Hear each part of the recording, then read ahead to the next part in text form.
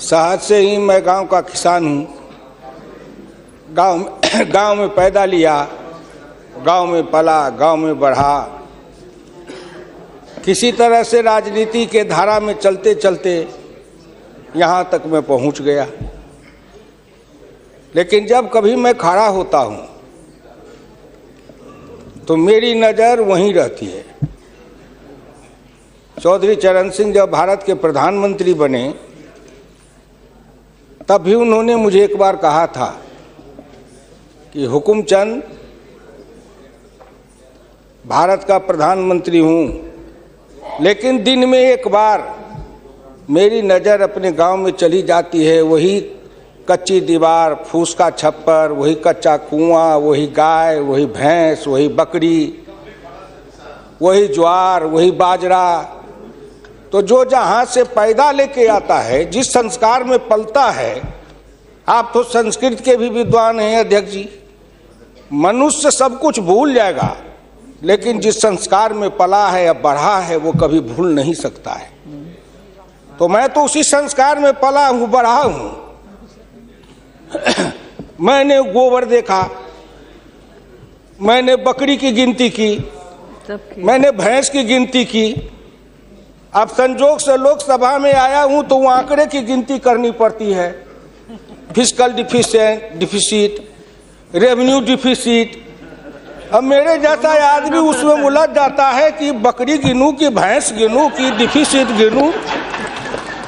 यहाँ आके डेफिसिट गिनो, वहाँ बाद में गिनो। और हम तो केवल वही खोजते हैं। जैसे युद्ध के बाद, सीता माता के साथ युद्ध जीतने के बाद, लंका विजय के बाद, जब बानर भालू के बीच में मणि की माला वितरित की जा रही थी तो वो सब दाने को तोड़ तोड़ के बंदर देख रहे थे।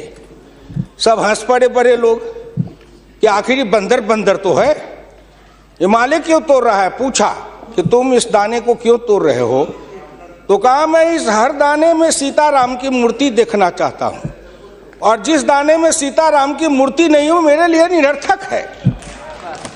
तो मैं तो बजट के हर पन्ना को पढ़ता हूँ तो देखता हूँ इसमें किसान कहाँ है, इसमें मजदूर कहाँ है, इसमें गांव कहाँ है, इसमें हमारे गाय भैंस के चारा दाना का कुछ है कि नहीं है, इसमें मेरे गांव की जो गरीब औरतें हैं जो खेत में काम करती हैं, पसीना बहाती हैं, मिट्टी पानी में सड़ती हैं, उनके शरीर से बदबू निकलता है। जीवन में कभी एक बार भी उनको लक्स और कौन रेक्सोना साबुन, कौन ये लिपस्टिक पाउडर, ये छूने का देखने का अवसर नहीं मिलता है। क्या उसकी दुनिया को इन्होंने देखा था? मैं उन्हीं से पूछना चाहता हूं। अब तो बड़ी बड़ी बात करते हो, आगे दिन पीछे गए, गुरु से किया न है तब पछतावा होत क्या, चिड़िया चुग गई खेत। जिस समय गांव को देखना था, किसान को देखना था, मजदूर को देखना था, गरीब को देखना था, पिछड़ा को देखना था, दलित को देखना था, गांव की सड़कों को देखना था, गलियों को देखना था, कुआं को देखना था, आपने देखा क्या? आप तो देखते रहे कहीं। ये दो हिंदुस्तान, एक हिंदुस्तान में दो हिंदुस्तान आपने बनाया। एक है भारत, एक है India, that is called Hindustan. आपने बनाया ना। मैं आज भी कहता हूं, अगर मेरे गांव के किसी को उठावे, आंख में पट्टी बांध दे, हिंदुस्तान के कहीं भी, उड़ीसा हो, बंगाल हो, कहीं हो, किसान को लावे, गांव में आंख पर पट्टी बांध दे और एक बार इंडिया गेट पर उसकी आंख को खोल दे, उसको लगेगा कि हम स्वर्ग में चले आए, कि बैकुंठ में चले आए, कि इंद्रपुरी चले आए। इतना का अंतर है। मैं 1977 में एमएलए बन के आया, इंडिया गेट के किनारे पैदल टहल रहा था, एक बड़ी गाड़ी में एक बड़ा कुत्ता जा रहा था, वो अपने मुंह को निकाल के जी लपलपाते जा रहा था। मैं गाँव का आदमी खड़ा होकर सोचने लगा, कुत्ता जरूर कुछ कह रहा है।